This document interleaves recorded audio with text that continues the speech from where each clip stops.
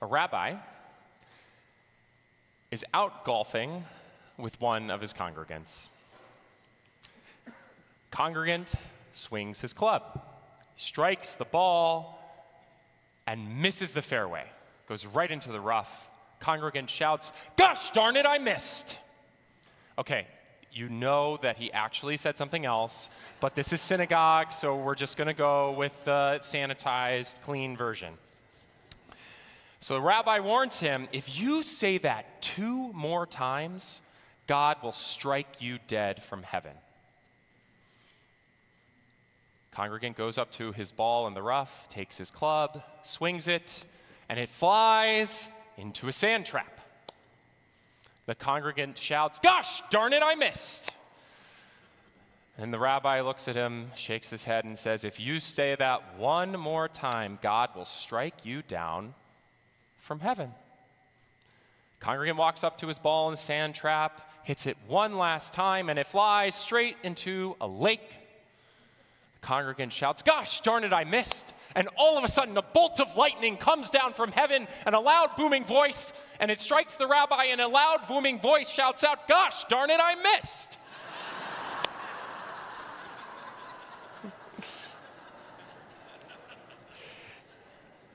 And here, within the first 30 seconds of this Devar Torah, I have come dangerously close to breaking one of the commandments in this week's Torah portion 4 times.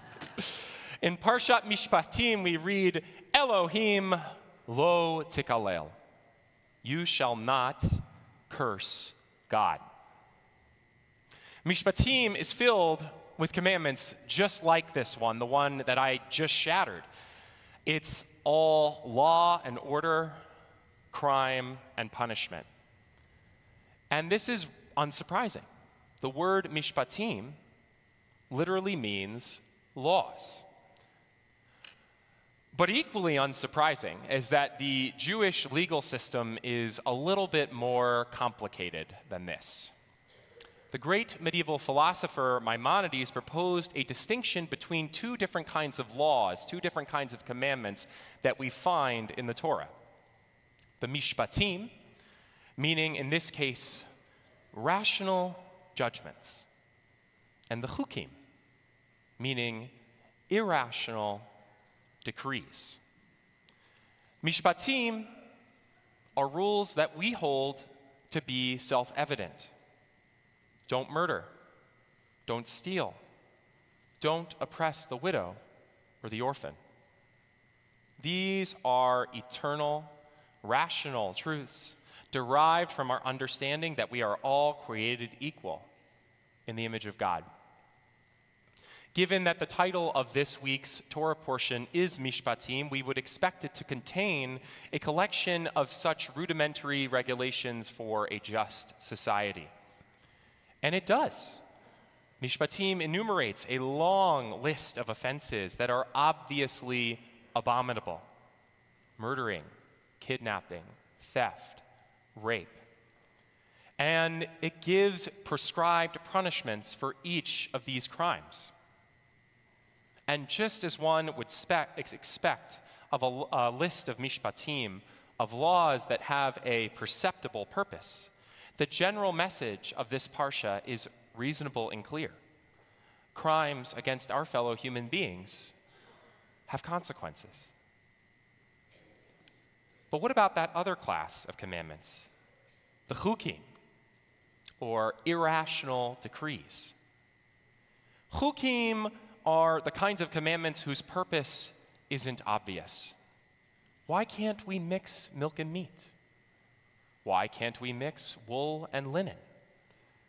And unfortunately, we won't get to know the answers to these questions until we get to ask God. And importantly, unlike mishpatim, the consequences for transgressing chukim are not necessarily explicitly stated, if they're stated at all.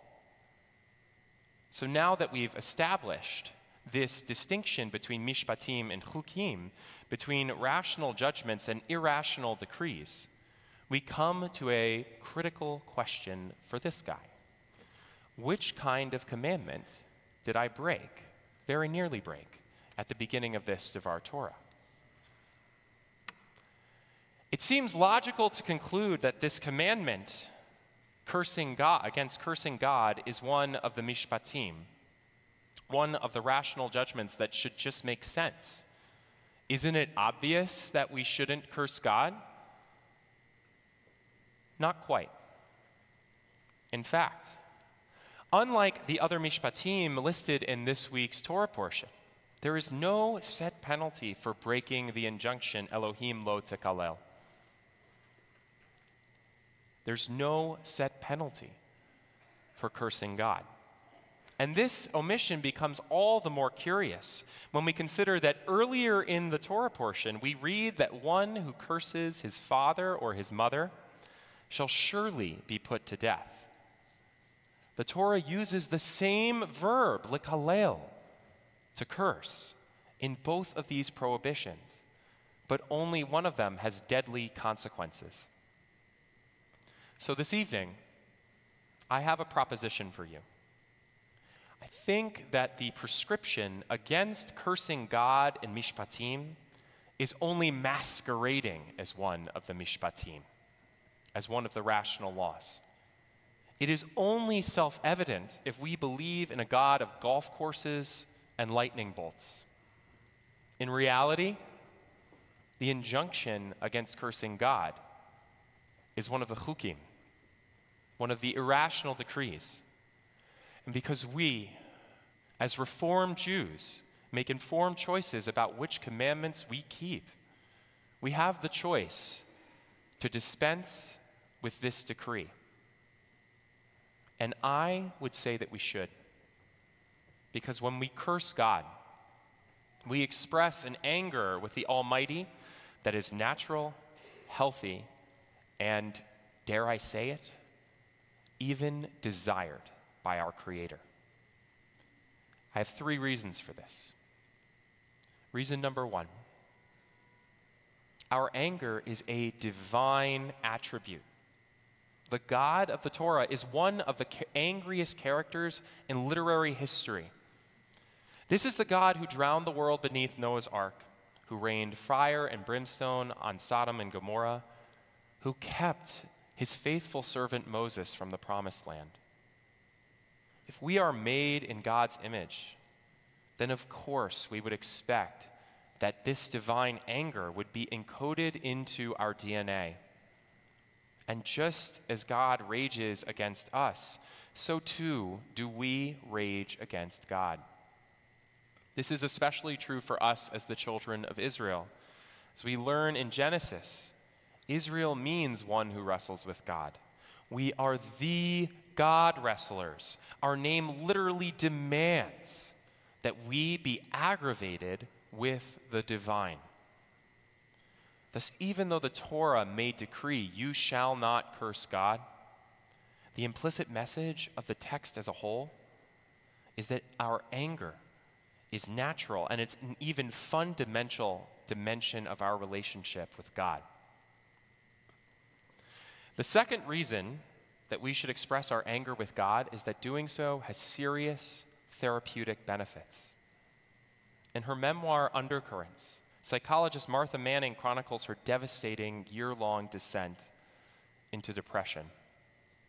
Manning recalls this conversation that she had with her therapist, Kay, about her relationship with God during this time. Nothing in my life was spared by this natural disaster, this act of God. It is hard to reconcile my old concept of a merciful God with my recent experience of a hateful, spiteful God, or a totally indifferent God who pays 52-card pickup with people's lives. What did I do to deserve what I got? Will I ever be forgiven? Kay listens to my rantings and she smiles. "Martha," she says, "I don't think we're talking about God forgiving you. I think we're talking about you forgiving God." When we express our fury with God, ultimately we acknowledge what we already know, that most of what happens in our lives is beyond our control. And when we remember this truth and begin to forgive God, we can begin to forgive ourselves. Finally, the third reason. I believe that God prefers our anger to our indifference. Remember that while the mishpatim are self-evident, rational prohibitions, don't kill, the chukim serve as our conversation starters with God in the world to come. So God, what's so bad about pork? Or maybe instead, did it really bother you all those times I cursed you out? But we already know the answer. Of course it didn't. Because God can take our rage. Because no matter what we say to God, God loves to hear from us. Because truth be told, cursing God is as prayerful and as powerful as praising God. The great Yiddish poet Aaron Zeitlin captured this perfectly in his poem, Sing Out. Praise me, says God, and I will know that you love me. Curse me, says God, and I will know that you love me. Sing out my graces, says God. Raise your fist against me and revile, says God. Sing out graces or revile. Reviling is also a kind of praise, says God. But if you sit fenced off in your apathy, if you look at the stars and yawn, if you see suffering and don't cry out, if you don't praise and you don't revile, then I created you in vain. Shabbat Shalom.